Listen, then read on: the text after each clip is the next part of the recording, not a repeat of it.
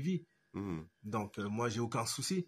Mais par contre, où je déplore, c'est qu'on ne peut pas travailler dans ces conditions. Mmh. Ça, c'est vraiment déplorant. Alors, à qui je vais laisser le dernier mot? Moi, il y a Au une chose qui trésorier. m'avait chagriné aussi.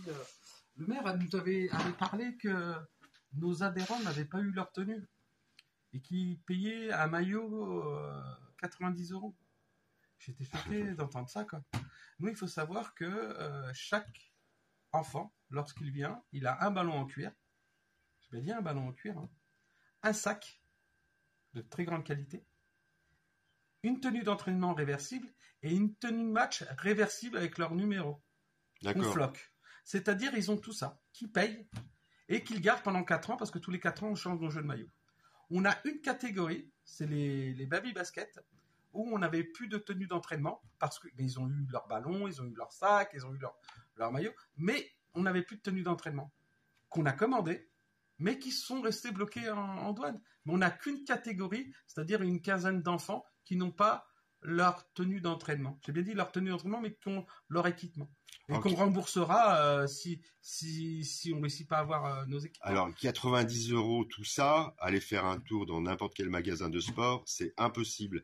Mais toi, tu fais marcher le système D, hein. Exactement. Comme tu peux... Je vais finir sur ça. C'est-à-dire que aujourd'hui, on a 15 enfants qui attendent leur tenue d'entraînement. Pas leur tenue de match, leur tenue d'entraînement. 15 enfants, mais évidemment, on a signé une convention triennale où on devait avoir 50 000 € en janvier et 50 000 € entre avril et juin. D'accord ? Nous, on a passé commande pour l'année prochaine déjà. C'est-à-dire qu'en décembre, on a lancé les commandes, parce que quand on commande aussi pour l'année suivante. Je ne veux pas commander juste pour... Donc, on a commandé pour l'année suivante, pour pas avoir de problème de stock. Ce qui s'est passé, les subventions ne sont pas venues. Donc oui, c'est à cause de la municipalité que ces 15 ou 16 enfants n'ont pas leur tenue d'entraînement. Parce que nous, budgétairement, moi, je budgète des dépenses, des rentrées, des sorties. Donc, Si t'as pas l'entrée, bah si tu j'ai peux pas pas faire. l'entrée, si on décide comme ça de dire, bah, vous n'aurez pas la subvention parce que je vous apprécie pas, mais nous, on cherche pas à être apprécié par le maire ou par quiconque. Nous, on est là pour les trappistes, uniquement pour les trappistes. Et les trappistes, ils ont besoin de voir du haut niveau, de voir de l'excellence. Oui, et Si le maire ne veut pas voir de l'excellence, c'est son problème. Et pourquoi n'aurait-il pas le droit de voir de l'excellence? En plus, le basket. Et vivre avec l'excellence. Il faut savoir que cette année, on a eu la chance de signer un joueur exceptionnel. Et ben alors, monsieur Rabet, vous qui voulez le meilleur pour les trappistes. On a signé Jérémy Enzeli, un joueur qui jouait l'Euroleague. Et vous savez pourquoi il est là? Il est là juste 8 mois avec nous.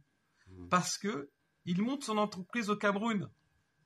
Et donc, comme il fait des allers-retours, il a décidé de poser ses valises jusqu'au mois de juin avec nous. Mais il va lui quitter parce qu'un joueur de ce niveau-là, s'il vient à Trappes, c'est parce que derrière, il a aussi une carrière professionnelle qu'il change. Donc on a eu de la chance qu'il choisisse notre club. Mais pourquoi il a choisi notre club? Pourquoi Steve Essard a choisi notre club international? 2 joueurs professionnels. Rudiel, ancien joueur professionnel. Michel Ipouk, ancien joueur professionnel à Trappes. Pourquoi ils choisissent le club de Trappes? Ils choisissent le club de Trappes parce que c'est un club qui est sérieux, dynamique et qui a des ambitions. Est-ce que vous pensez que vous pouvez signer un coach qui est international quand même et le faire venir dans un club qui serait pas sérieux, mal structuré, mal géré? C'est pas possible, c'est ridicule. On peut pas faire venir des joueurs de ce talent-là sans argent déjà, parce on parle de 55 000 € pour tout le club, pour toute la nationale, mais sans montrer patte blanche à ces joueurs-là, parce que c'est des joueurs importants.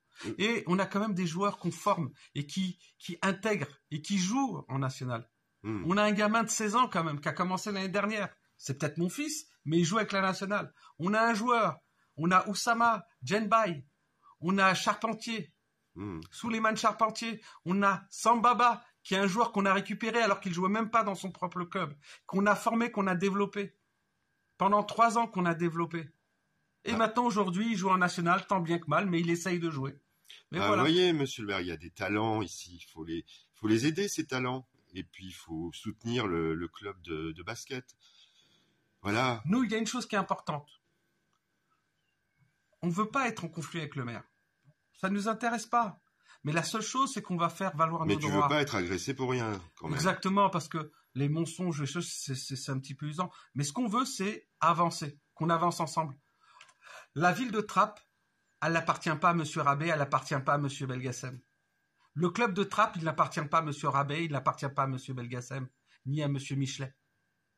C'est le patrimoine des trappistes. Cette ville, c'est le patrimoine des trappistes. Elle leur appartient. Et l'histoire appartient aux trappistes. Les trappistes ont besoin de haut niveau. Monsieur le maire fait des photos avec Nicolas Anelka. C'est un joueur qui touchait 600 000 euros par mois ou 700 000 euros par mois. Donc, le haut niveau, ça se paye. Et nous, il faut savoir que depuis que M. Rabet est au pouvoir, on n'a jamais eu d'augmentation de subvention. On est à 100 000 euros. Donc, on a une poule qui a changé, parce que maintenant, on n'est plus qu'à 8 poules. Avant, on était à 16 poules. Donc, on a dû se débrouiller. On a un championnat qui dure 1 mois supplémentaire. On a dû se débrouiller. On a eu les augmentations fédérales. On a dû se débrouiller. Tout a augmenté, tout a explosé. Mais nous, en 10 ans, on n'a pas d'inflation, on n'a rien. Donc, on se débrouille, on fait tant bien que mal. La seule chose, il est important qu'on ne nous mette pas des bâtons dans les roues et qu'on nous permette d'évoluer. Nous, ce qu'on veut, c'est qu'on puisse évoluer. Qu'on ne nous mette pas des bâtons dans les roues, qu'on nous permette de grandir. Bah merci Nasser, je crois que le message est passé. Bah en tout cas, j'espère. Hein. Sinon, faut vous nettoyer les oreilles, monsieur le maire. Hein, si vous n'entendez pas ce message d'espoir et vraiment d'ambition pour. Alors, ça fatigue le sport. Hein. Non, ils travaillent. Vous savez, nos joueurs, c'est pas des joueurs professionnels. Oui, voilà. Ils travaillent. Ils commencent à 5 heures le matin. Attendez, il commence à 5 heures. Il a fini à 15 heures. Il est venu pour nous voir. Et il reprend les entraînements à 19 heures. Il entraîne les minimes filles. C'est ça qui est exceptionnel. Ah bah, ça s'appelle en vouloir. Alors, on va finir par toi. Voilà. Bah, écoute, merci infiniment. Et puis, bon courage pour la Nationale 3 et bon courage pour tout ce que tu fais. Non pas bon courage, mais merci pour tout ce que tu fais. Voilà. Salut, à très vite, à Midi Trappes. Allez, au revoir. Et soutenez-nous, s'il vous plaît. Hashtag touche pas à ma Nationale 3. On notera, on le notera.